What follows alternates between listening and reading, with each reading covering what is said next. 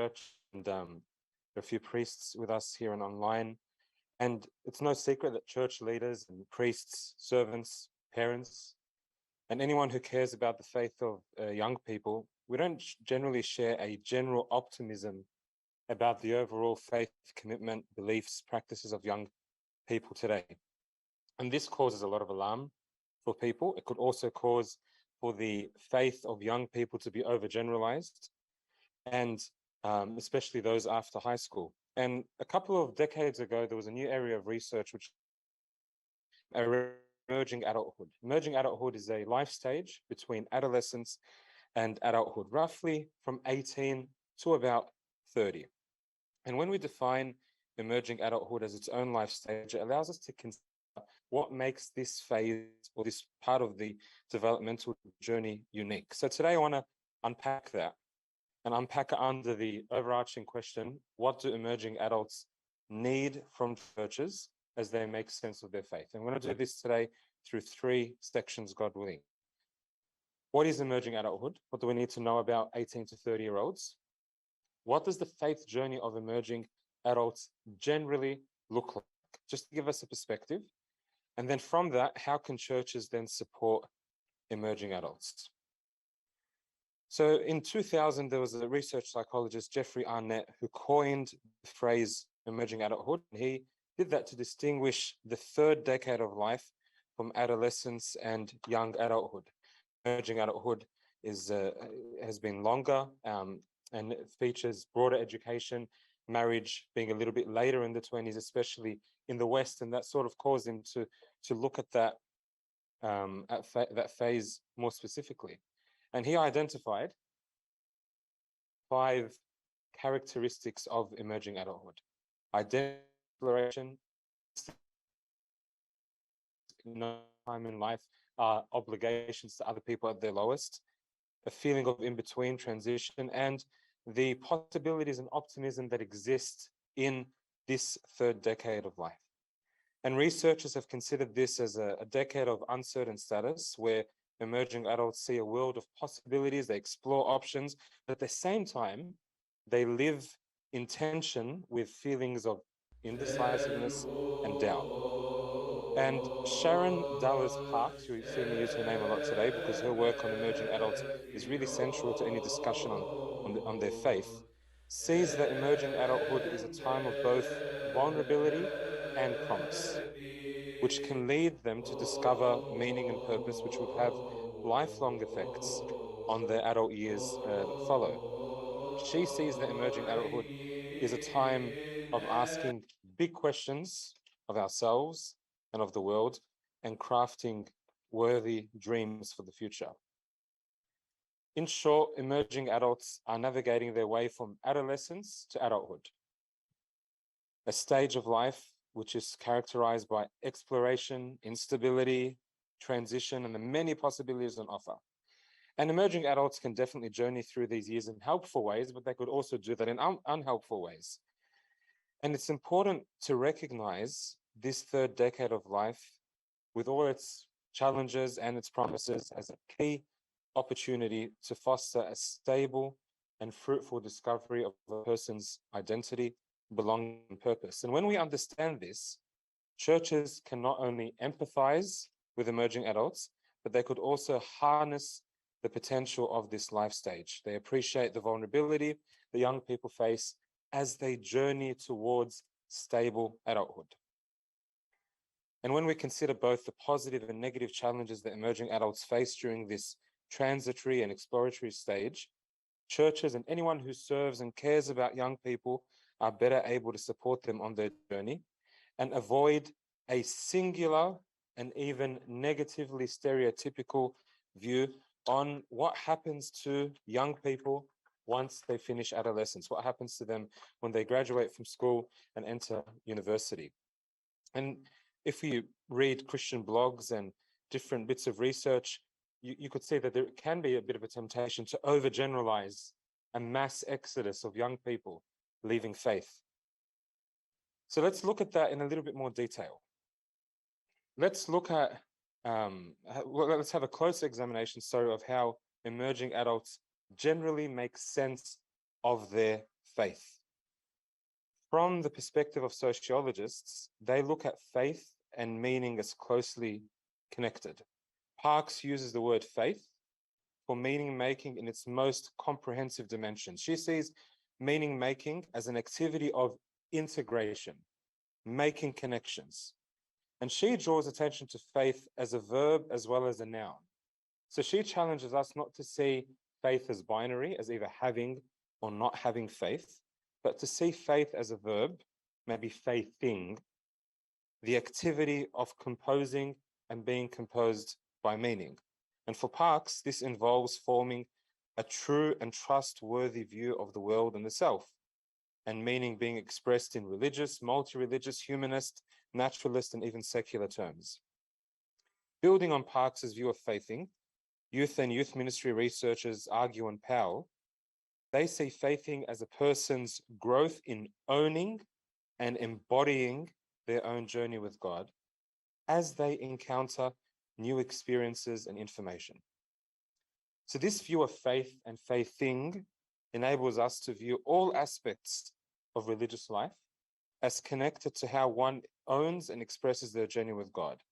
And this can help us provide a more nuanced look at the religious lives of emerging adults beyond simply looking at religious affiliation, attendance, attitudes and practices as individual, isolated aspects of religiosity and life. Now, based on what we just looked at with the key features of emerging adulthood, it's very clear that emerging adulthood is a very distinctive time for faithing, and this means it could be a unique opportunity for young people to form a faith that lasts into adulthood. As they move out of adolescence, young people are naturally exposed to more ideas and more influences beyond the family, where their previous religious belief and training could be challenged. What they heard in Sunday school and what they heard growing up can start to be challenged. And as mentioned earlier, exploration and making independent decisions are key features of this third decade of life. And Arnett suggests that for emerging adults, if they carry on the faith of their parents without owning their faith and deciding for themselves, this can represent for them a kind of failure, an abdication of their ability and responsibility to think for themselves, to become independent from their parents and decide on their own beliefs. So during this third decade of life, emerging adults come across various experiences, new interactions, and they can form a deeper and more complex understanding of their faith.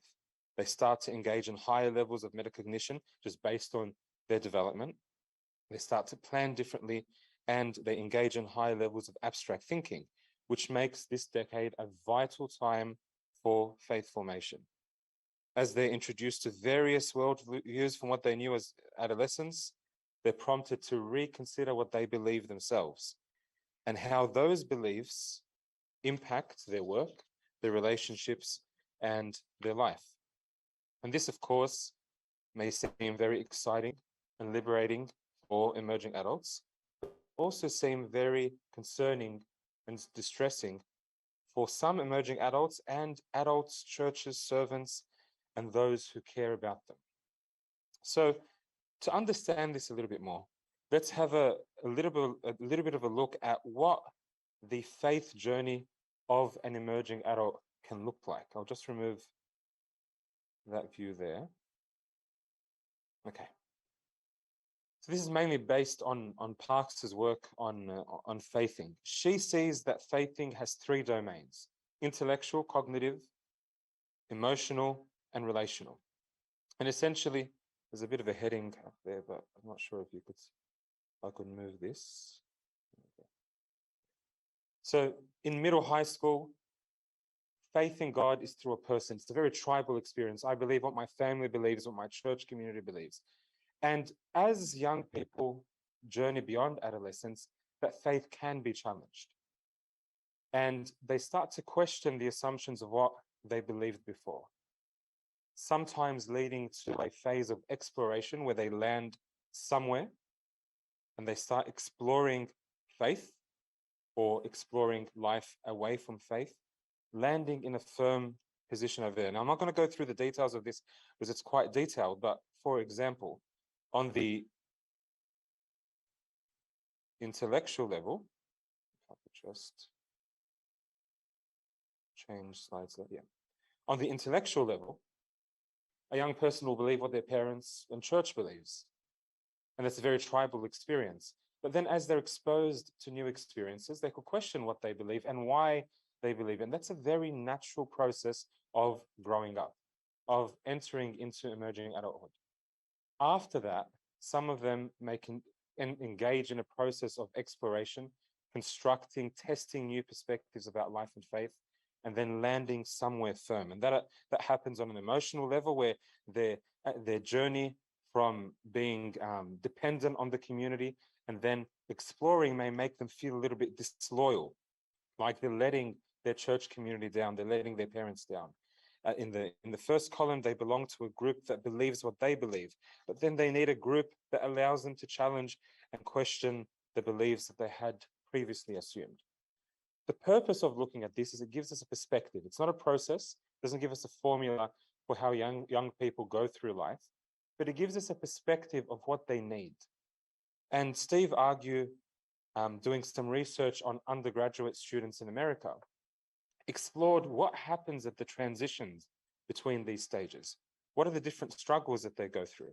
So he found that, for example, as you go through from the first column, the authority-bound intellectual faith, to what Parks calls unqualified relativism, looking at different options, a little bit of a doubting struggle, which later, as they explore, becomes an articulating struggle. What do I believe?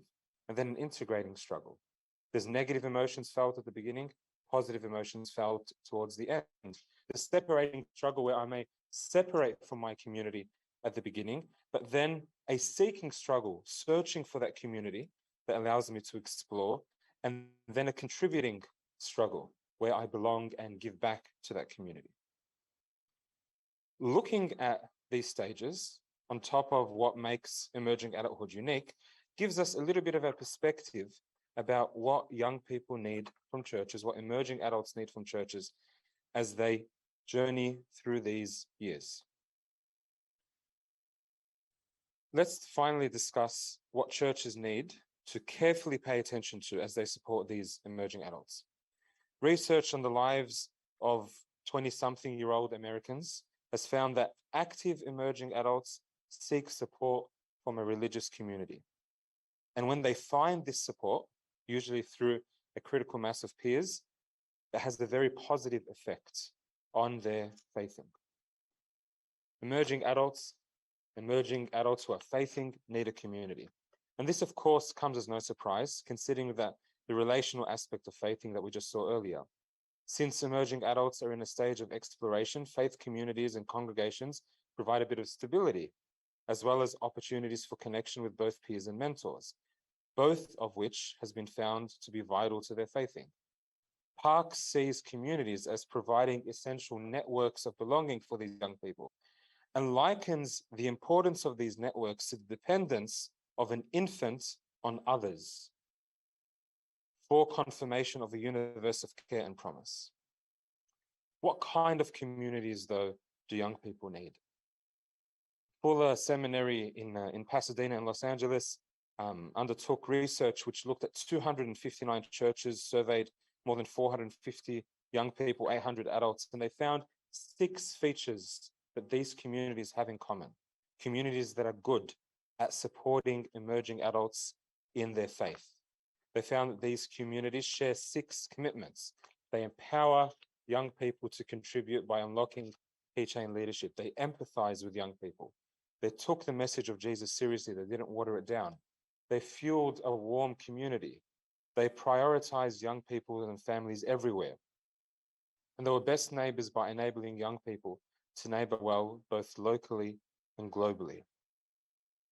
We could put these 6 commitments in parallel with what Parks sees as the best community for emerging adults. So remember, Parks is the one who did the research on that table that I just shared earlier. She found that the best community for emerging adults, what emerging adults really need in their faith journey, is what she calls a mentoring community. She asserts that for emerging adults, community finds its most powerful form in a mentoring community. These mentoring communities embody a trustworthy alternative to the authority-bound, the first column, what one would have experienced in their adolescence, Our community Father that they would have Chad had experienced and become in the celebrate earlier life suffering and stages. celebrate life. These There mentoring also have been some communities, questions as it says on the about, slide, offer hospitality to the potential of emerging adult self. They pose challenging questions, and they provide access to worthy dreams of the self and world. And for Parks, there's a clear importance on mentoring communities as opposed to a single mentor. Mentoring communities provide opportunities for ideas and possibilities to take place and to take hold in the imagination of young people in what she sees as the most profound ways. According to Parks, religious mentoring communities have a role in providing networks of belonging, and they extend hospitality to the big questions that emerging adults have. These mentoring communities recognize the claims of the different religious traditions. They give access to stories, symbols, songs. They inspire meaningful purpose and vocation, and they recognize the promise and contributions of emerging adults and hold mentors and emerging adults alike in a viable hope. In other words, these mentoring communities value emerging adulthood as unique and valuable and precious and exciting, while considering the challenges that they face. As emerging adults are faithing and transitioning through these various stages of development with the various struggles that they experience, their mentoring communities need to provide adults and mentors who will not only encourage them, but be patient without defensiveness, hold a posture of openness, and receive their spiritual quests as part of their journey. See their doubts, see the different struggles that they face as part of their natural journey of faithing. They encourage them to move beyond doubting, and they coach them to search for new answers to their questions. The mentors within the mentoring church community exercise both cognitive and effective emotional appeal because they offer insight as well as emotional support and mention many times in literature empathy. And Parks describes these mentors as being effective when they recognize, support, challenge, inspire, and persevere with young people. Mentors situated within a church mentoring community provide emerging adults with what they need to make sense of their faith. And importantly, while emerging adults are faithing, the mentoring community is also faithing. Thank you. And this communal faithing allows those who journey with emerging adults to be attuned to both their own faith journey and that of emerging adults, and importantly, to engage them creatively as they explore their faith journey by recognizing that their own adult journey needs to unfold as well. So maybe the question posed at the beginning of this paper can evolve from what do emerging adults need from churches to who do emerging adults need from churches? And the literature suggests that they need a mentoring community, not a mentoring program, a mentoring community, an organic gathering of intergenerational Christians. Emerging adults may not necessarily need another age-specific program, meetings, activities, events, but people, a mentoring community, one that recognizes their unique faithing journey, walking with them on their pilgrimage. And the question that churches could be asking could be, who do our young people need to be present in their lives at these various stages as they wrestle with their faith during this third decade of life, which is full of exploration, variability, and transition? And this approach places the interaction of emerging adults with mentors in the community as a key experience of their involvement in parish life, more so than attendance and participation in programs, events, and activities. And this also allows each emerging adult's faithing to be respected as unique and their individual contribution to be valued because their mentors are allied with the potential of emerging adult life. They empathize with them and they see the promise that can stem from these years. So rather than viewing the emerging adult years as a time of mass exodus from faith, we can be maybe challenged to view these years as ripe for faithing, a journey that's unique to each emerging adult. And mentoring communities at their best value this uniqueness while empathizing with the sometimes daunting yet exciting transitions that occur during this decade. By showing up, being present to and with emerging adults when they need it most, and in ways that encourage a positive and mature formation of faith. And to conclude, I'll leave you with two questions that may be subjects of further exploration. How can churches shift from a focus on programs to facilitating belonging for emerging adults in an organic mentoring community? And the second question, in what ways is the Eucharistic gathering of the church a true, authentic mentoring community?